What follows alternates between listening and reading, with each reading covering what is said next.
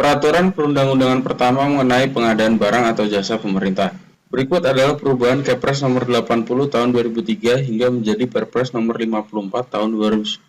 Kepres nomor 80 tahun 2003 tentang pedoman pelaksanaan pengadaan barang atau jasa pemerintah mengalami 6 kali perubahan hingga menjadi Peraturan Presiden nomor 85 tahun 2006. Selanjutnya, Kepres nomor 80 tahun 2003 ini berubah menjadi Perpres nomor 54 tahun 2010 tentang pengadaan barang atau jasa. Perpres nomor 54 tahun 2010 ini mengalami perubahan menjadi Perpres nomor 35 tahun 2011 hingga akhirnya menjadi Perpres nomor 70 tahun 2012.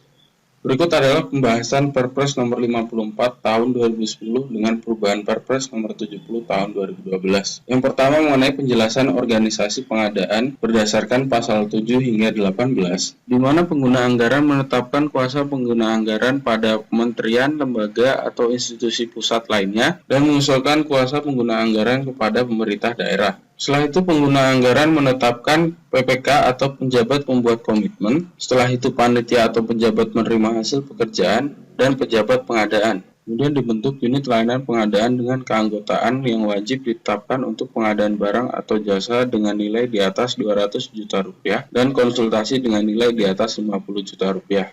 Kemudian pasal 17 ayat 7 mengenai larangan ULP untuk menjabat sebagai penjabat pembuat komitmen, penjabat penandatanganan surat pemerintah membayar dan bendahara, serta aparat pengawas intern pemerintah atau pengawas intern pada institusi lain, terkecuali pengadaan barang atau jasa yang dibutuhkan instansinya sendiri.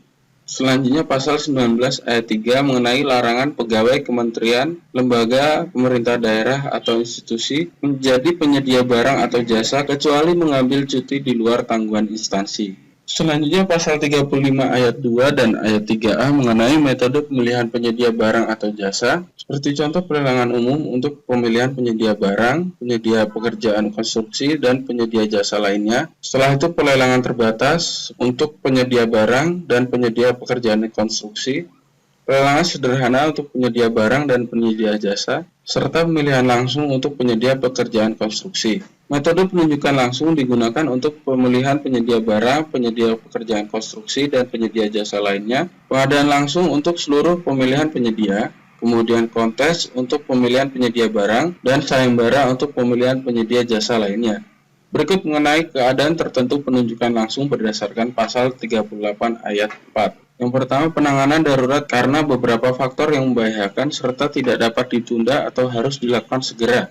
Kemudian pekerjaan penyelenggaraan penyiapan konferensi yang mendadak untuk menindaklanjuti komitmen internasional dan dihadiri oleh Presiden atau Wakil Presiden. Setelah itu kegiatan yang menyangkut pertahanan negara, keamanan dan ketertiban. Kemudian kegiatan yang bersifat rahasia. Kemudian pekerjaan yang spesifik dan hanya dapat dilaksanakan oleh satu penyedia karena memiliki hak paten. Kemudian barang atau jasa yang berdasarkan tarif resmi yang ditetapkan pemerintah. Setelah itu pekerjaan konstruksi bangunan yang merupakan satu kesatuan sistem konstruksi dan satu kesatuan tanggung jawab. Kemudian pekerjaan yang kompleks dan hanya dapat dilaksanakan oleh satu penyedia yang mampu. Kemudian pengadaan distribusi bahan obat atau alat kesehatan habis pakai dalam rangka menjamin ketersediaan obat. Pengadaan kendaraan bermotor dengan harga khusus untuk pemerintah yang telah dipublikasikan secara luas kepada masyarakat. Sewa penginapan yang tarifnya terbuka pada masyarakat. Lanjutan sewa gedung atau kantor serta lanjutan sewa ruang terbuka atau tertutup lainnya. Dan yang terakhir, pekerjaan pengadaan di lingkungan perumahan bagi masyarakat berpenghasilan rendah.